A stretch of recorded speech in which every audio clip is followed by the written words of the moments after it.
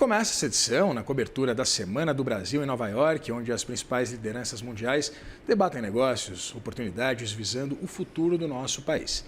E a JBS, que inclusive reportou seus resultados nessa semana, marca presença nos principais eventos em Manhattan. A empresa é a maior produtora global de carnes e está em mais de 180 países. O mercado está aquecido. Globalização, resultados, expansão, taxa de juros, tudo isso em meio à decisão da União Europeia de suspender as compras de carne do Brasil a partir de setembro.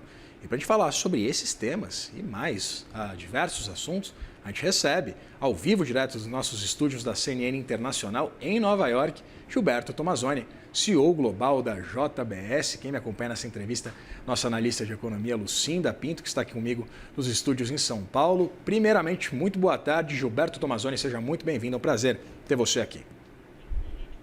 Boa tarde a todos vocês, é um prazer estar com vocês aqui, obrigado pelo convite. Tomazoni, queria começar perguntando exatamente sobre os resultados da empresa. A gente teve um lucro líquido atingindo o patamar de 221 milhões de dólares no primeiro trimestre, que representa uma queda de 55,8%, apesar do incremento das receitas. Eu queria entender exatamente o que compõe esse resultado da JBS. O resultado que nós apresentamos, ele demonstra que a gente entregou um crescimento de receita de 11% e um lucro, quando comparado ao mesmo trimestre do ano passado, menor. E essa diferença se deveu por conta de que a operação que nós temos aqui nos Estados Unidos de bife, que representa 30% do nosso negócio, ela está passando por um ciclo de baixa. Esses negócios, todos os negócios de commodity, eles têm ciclos, né? E no caso aqui, o ciclo do boi aqui nos Estados Unidos é o momento em que a oferta de gado é baixa, a demanda continua alta e o spread entre o preço do gado e o preço da carne que nós vendemos, ele ficou negativo. Por isso a companhia apresentou um resultado abaixo do que a gente esperava. Mas nós continuamos bastante otimistas com o negócio aqui nos Estados Unidos, porque são um negócio de ciclos, né? Quando tem um ciclo, quando tu está no ciclo de baixa, essas coisas acontecem. Mas logo em seguida vem um ciclo de alta e aí as coisas vão se compensando.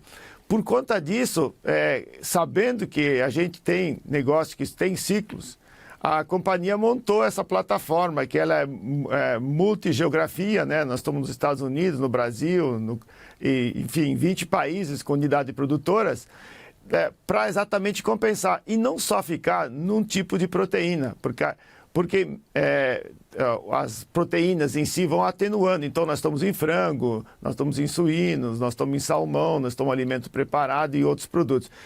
Enfim, de atenuar, porque apesar do que a gente apresentou uma queda do resultado, se nós tivéssemos só bife aqui nos Estados Unidos, né, a companhia estaria apresentando um lucro negativo. Mas dessa forma nós apresentamos um lucro positivo, menor, mas ainda positivo. Tomazoni, boa tarde, obrigada pelo seu tempo. Agora, existe uma possibilidade dos Estados Unidos suspenderem as cotas de importação de carne, justamente para fazer frente a esse cenário de inflação mais alta. Essa é uma boa notícia para a JBS? Como é que isso impacta a companhia? Eu acho que, primeiro, é uma boa notícia para o Brasil e é uma boa notícia para os Estados Unidos, né? Porque aqui nós temos uma demanda por carne bovina muito forte. Eu acabei de comentar que o suprimento de gado está baixo e, ao mesmo tempo, o Brasil, né, hoje paga uma tarifa de 26,5%. Se essa tarifa deixar de existir, o Brasil fica mais competitivo, obviamente. Então, é positivo para o Brasil, positivo para os Estados Unidos e, obviamente, é positivo para a JBS também. Tomazoni, dado esse movimento contrário que a gente tem acompanhado por parte da União Europeia em limitar embarques de carnes e animais também para o bloco europeu. A gente sabe da importância do mercado europeu para os frigoríficos brasileiros. Eu queria entender quais são as expectativas da empresa acerca da possibilidade de reversão dessa decisão e, evidentemente, também, se a gente projetar o cenário mais nocivo, mais negativo, quais seriam os impactos para as atividades da JBS? Nós estamos bastante positivos com a possibilidade do Brasil conseguir dar as explicações necessárias, fornecer as informações solicitadas para a União Europeia para demonstrar que o Brasil, né, segue a legislação europeia. Então, o nosso sinal é bem positivo. Nos contatos que nós tivemos com a área do governo que cuida desse assunto, falaram que nos próximos 10 dias será entregue todo esse material que foi solicitado, né? Os documentos que pediram. E nós acreditamos que tem até setembro, é mais do que tempo suficiente para que se cumpra essas questões, né? Caso não seja completo o documento, se faça um adendo no documento. Então, assim, a nossa expectativa é positiva que esse assunto se resolva, porque é muito mais um assunto diplomático do que um assunto de um problema de sanidade. O impacto para a companhia, a Europa é um mercado importante, quer dizer, como todos os mercados são mercados importantes, né? Quando você trabalha com um negócio como nós trabalhamos, a gente procura sempre otimização da carcaça, porque um corte tem mais valor num lugar, num país do que no outro. Isso permite você otimizar o seu negócio de maneira mais sistêmica. Então, a Europa é importante. Lógico, em número de volume vendido, ele é menor comparado aos principais mercados. No entanto, ele leva produtos premiums. No caso do frango, ele é ainda mais importante. A Europa representa um mercado bastante relevante para o peito de frango. Então, assim, o impacto, obviamente, seria bastante sentido pelas empresas brasileiras caso esse assunto não seja resolvido. Mas vou voltar aqui, eu estou muito confiante que esse assunto seja resolvido antes de setembro. Mazzanini, você falou aqui na exportação de produtos premium para a União Europeia. Nesse cenário de renda e inflação aí pressionando os governos, usar e apostar em produtos de maior valor agregado é uma boa estratégia? Como é que é a visão de vocês aí para os próximos meses, para o próximo ano, diante desse mundo aí que vai ter esses desafios adicionais, tanto de preços em alta quanto de rendas eventualmente mais contraídas? Eu acho que esse ponto que você levantou é um ponto relevante, né? Vamos agora nesse momento nos abster da discussão que nós acabamos de ter sobre a União Europeia. Vamos só levar em consideração que a China, as cotas da China, que já publicou que já foram 50%, e nós achamos que ela vai terminar aí por junho, final de junho, vão terminar as cotas da China.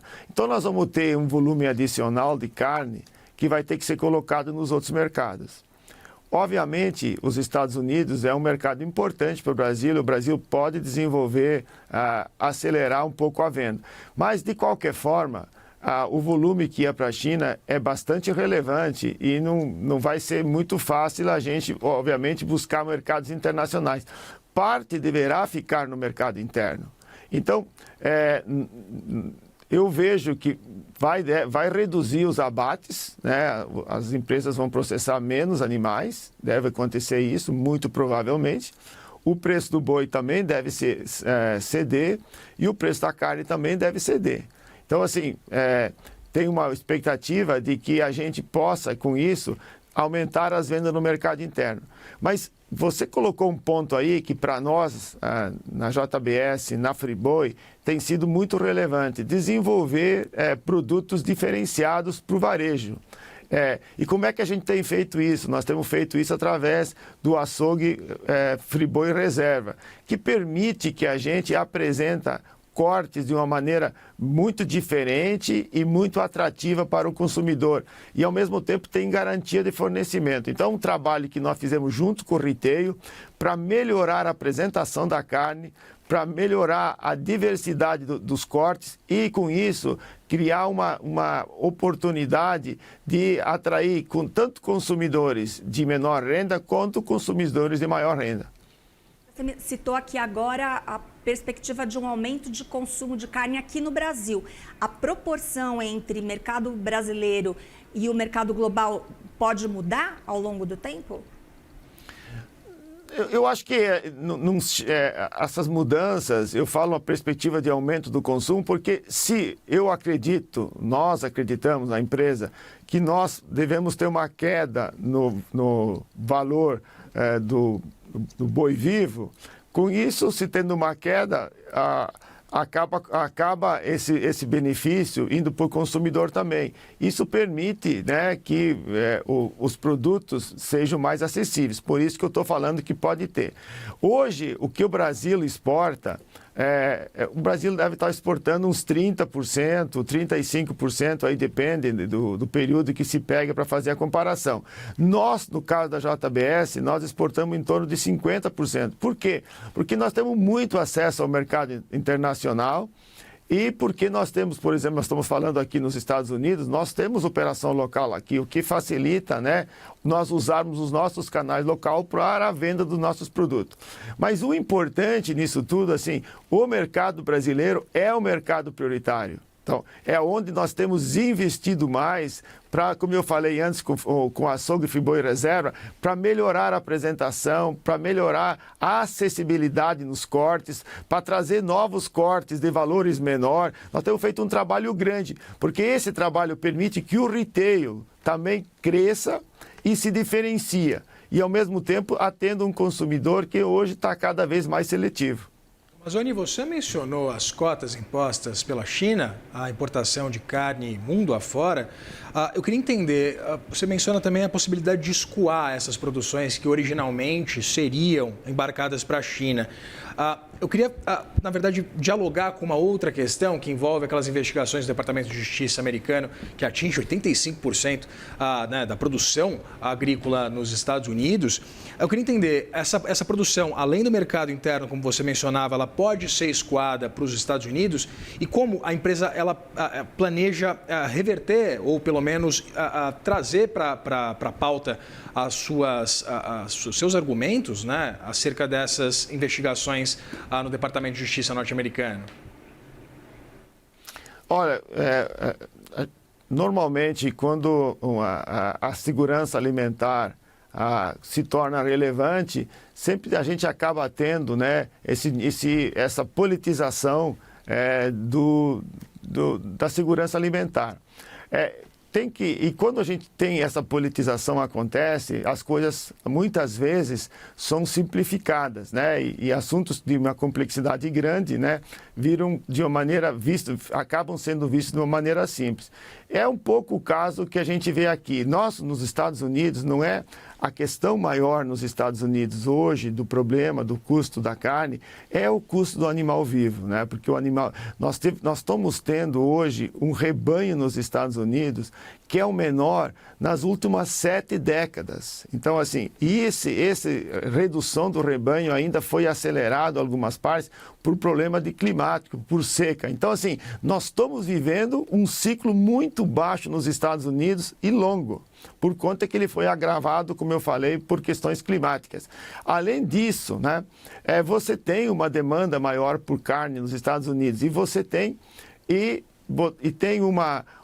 o que eu falo, a questão da oferta e da procura. Então, assim, eu vejo que o fato de o Brasil estar exportando para os Estados Unidos hoje já é importante. Porque o mercado brasileiro ele é complementar ao mercado americano. muito do que o Brasil exporta, e os Estados Unidos importa, é mais carne magra. E que ela vai fazer um mix com a carne mais gorda dos Estados Unidos para a produção de hambúrgueres e outros produtos. Então, ela complementa. Para que os Estados Unidos consigam valorizar mais a carcaça, é importante que tenha essa parte do Brasil para fazer um mix com a carne que tem aqui. Então, eu acho assim, eu vejo que essa questão do Brasil exportar mais é benéfico para os dois países, tanto para o Brasil quanto é benéfico aqui para os Estados Unidos. Agora, Tomazoni, olhando um pouco para a macroeconomia, a gente está vivendo aí um cenário também cheio de desafios, a inflação subindo por conta de guerra e também ainda sinais de consumo aqui elevado, bastante aquecido, e com isso o cenário de corte de juros parece sendo questionado, né? Então, a perspectiva é de um corte bem menor da taxa Selic. Qual a sua visão sobre isso? Isso vai impactar os negócios? E, enfim, como é que isso se coloca aí no conjunto de preocupações de um CEO como você? Lucinda, posso adicionar um elemento à sua pergunta? O câmbio, Tomazoni, também queria entender se impacta, evidentemente, a estratégia de vocês, principalmente pensando no mercado internacional. Então, bom, vou falar primeiro, vou começar a responder para o câmbio. O câmbio afeta diretamente as exportações nossas. Por conta do que nós exportamos em dólar e quando você converte em reais, você vai ter menos reais. Então, obviamente, ele impacta diretamente no faturamento da companhia, tá? De todo mundo que exporta, o câmbio tem esse impacto. Ao mesmo momento que o real se valoriza ou desvaloriza, ele impacta uma das duas coisas. Mas nós nunca temos uma visão de curto prazo para isso, né? Nós trabalhamos os mercados internacionais com uma visão de longo prazo, de desenvolver canal de venda, de desenvolver cliente, de desenvolver marca. Então, independente do que é o câmbio, nós vamos focar e vamos continuar desenvolvendo os canais, porque eles são fundamentais para a melhora do sistema como um todo, da cadeia como um todo. Na hora que você consegue valorizar mais a carcaça, você consegue ter um valor maior para quem está criando o animal. E se você tem um valor maior para quem está criando o animal, nós estamos estimulando que ele produza mais. E esse estímulo que ele produza mais vai levar a uma maior oferta e assim o mercado como um todo se favorece, desde o consumidor até o produtor. Então, quanto a gente estava falando aí da questão dos juros, obviamente que os juros altos, né, não favorecem em nada, né, o consumo, né? O que a gente está vendo agora é que não é tanto uma questão de renda, porque quando você olha os números, a renda até cresce. O maior impacto que se vê é na renda disponível para o consumo, né? Porque foi criado ao longo do tempo várias oportunidades de financiamento, né? De acesso ao crédito para a população. Então, isso aumentou muito o endividamento. Então, a questão para mim maior não é discutir o endividamento, é discutir o impacto desse endividamento no futuro do consumo no Brasil, porque isso pode impactar mais estruturalmente o negócio. Agora, nós, quando a gente fala de aumento de consumo, redução, como nós estamos no negócio de proteína, a proteína tem aumentado a demanda globalmente. Seja porque a proteína é vista como um produto mais saudável, seja porque ela é necessária para quem está com a maior idade, seja porque é uma questão de estilo de vida, seja por conta das canetas, que também as canetas, né, de emagrecimento que estão aí. Isso tudo tem aumentado a demanda globalmente e não é diferente no Brasil. Nós continuamos, apesar dessa questão, tem muitos produtos que estão caindo, a companhia continua crescendo no Brasil e aumentando sua distribuição numérica. Mazoni, você menciona as canetinhas emagrecedoras. Eu queria entender se nessa equação a diminuição do volume consumido ela seria tão pesada quanto, na verdade, uma procura maior por proteína. Eu queria entender exatamente como as canetas impactam os negócios de vocês, positivo ou negativamente? Aliás, se me permite, tem também impacto positivo. Desculpa, Tomazoni, mas tem também a recomendação dos Estados Unidos sobre o aumento de consumo de proteína, né? Essa inversão da pirâmide alimentar, que acho que isso é outro aspecto que favorece aí, né, a demanda por proteína. Exato, acho que as duas questões, elas se juntam, né? O aumento pelo consumo de proteína já é estrutural. Ele não é uma tendência, ele é estrutural, porque ele já vem acontecendo ao longo do tempo. Seja porque a proteína foi redescoberta quanto à importância dela para a saúde, seja por conta também de que a população está ficando mais velha e quanto mais velha precisa, mais proteína. Então, assim, você tem uma mudança geracional, você tem uma consciência maior da importância da proteína na alimentação e adicionalmente, o regulador, como você acabou de citar, ele inverteu a pirâmide, né? Dizendo, precisa comer mais carne. E aí, somando-se a isso, veio essa onda importante, né, das canetas de emagrecimento. Que quem usa a caneta precisa de uma alimentação de muito mais qualidade. E quando a gente está falando de uma alimentação de mais qualidade, mais nutritiva, nós estamos falando de ter mais proteína. Porque para não perder músculo, porque o grande desafio é a questão de não perder músculo. Então, isso se soma ao conjunto dos outros fatores que estavam fazendo, e isso tem assim, acelerado demais o consumo da proteína.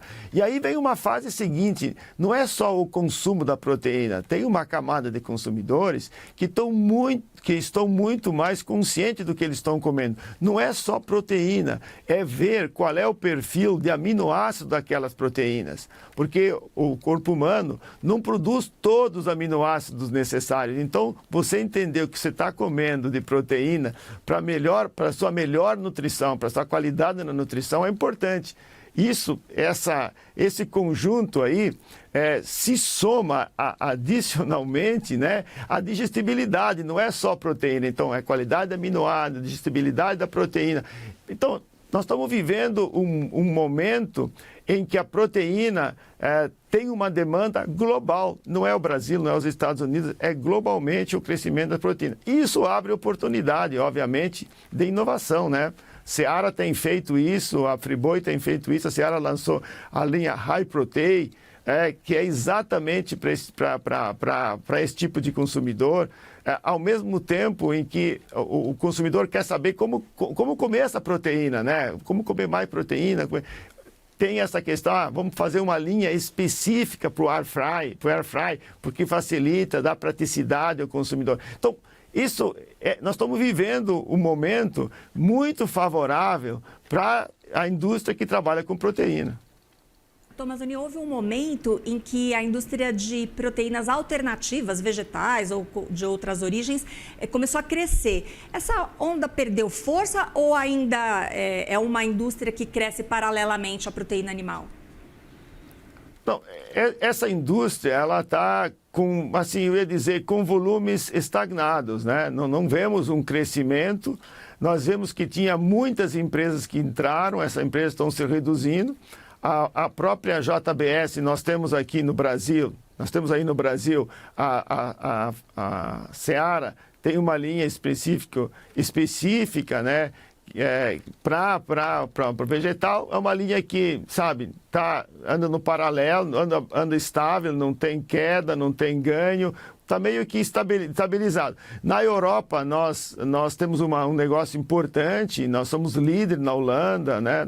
Nós crescemos e temos participação relevante na Inglaterra e na Alemanha. O que a gente vê não é um aumento do consumo de proteína vegetal, tem uma estabilização, porque a indústria de proteína vegetal tem que superar alguns desafios. Entre eles, a proteína vegetal não pode ser mais cara que a proteína animal. E normalmente você ia encontrar um produto similar pagando mais. A outra coisa, tem que ser tão gostoso quanto um outro produto, porque a comida não é só alimentação, a comida tem a ver com prazer. Então, assim, no momento em que essa indústria está ainda se reencontrando para buscar uma nova forma de crescimento. Você convida então um dia a gente para um churrasco com carne alternativa, carne verde. Tomazoni, brincadeiras à parte, eu queria entender a importância do mercado halal para a JBS. A gente viu um investimento bastante significativo por parte da empresa em mercados no Oriente Médio. Eu queria entender o quanto esses investimentos já deram retorno e quais as perspectivas exatamente do incremento do consumo por parte, principalmente da população que segue a lei islâmica. Não, primeiro eu vou ter que pegar a sua brincadeira aí do churrasco vegetal. Não tem churrasco vegetal.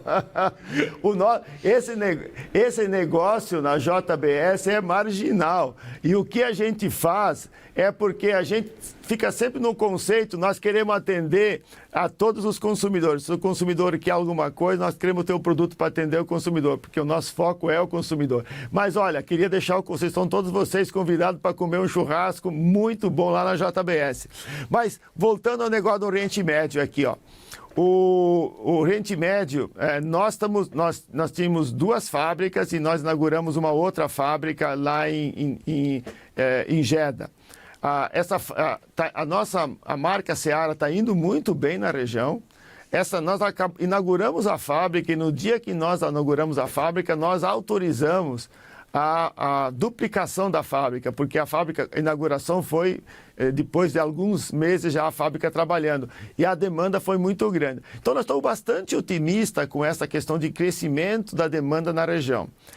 E nós anunciamos também esse ano o investimento em Oman, numa fábrica para processar boi e uma fábrica para processar carneiro, são fábricas de números importantes, e uma para frango. Porque o Oman já tinha feito investimento tanto na fábrica de bovino, no batedor de bovino, quanto de carneiro.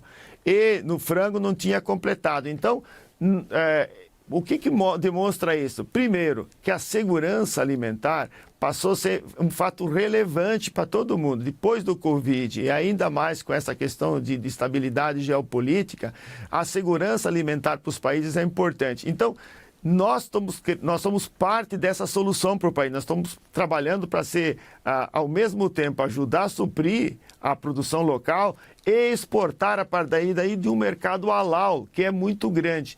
Então, assim, é muito positivo. Eu vou complementar aqui na sua pergunta. O que está acontecendo agora com essa questão da guerra lá na região?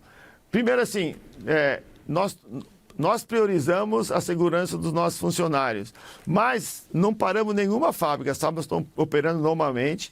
Nós tivemos uns custos adicionais, porque alguns portos deixaram de ser possíveis de ser acessados, nós tivemos que mudar portos, os navios mudarem porto, quando faz mudança de porto, tem um custo adicional para fazer, e quando você muda o porto, você fica mais longe daquele consumidor, aquele cliente que você atender, aí tem que ter um transporte interno de caminhão para acessar esse mercado.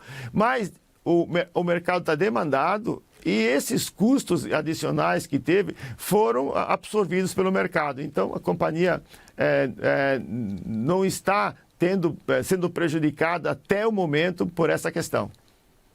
Conversamos com Gilberto Tomazoni, CEO global da JBS. Tomazoni, muito obrigado pela disponibilidade de conversar com a gente. Esperamos o convite, portanto, para um churrasco tradicional. Já está feito. Obrigado. Obrigado. Agradeço também a Lucinda Pinto, que me acompanhou brilhantemente nessa entrevista, como sempre. Obrigado, Lu.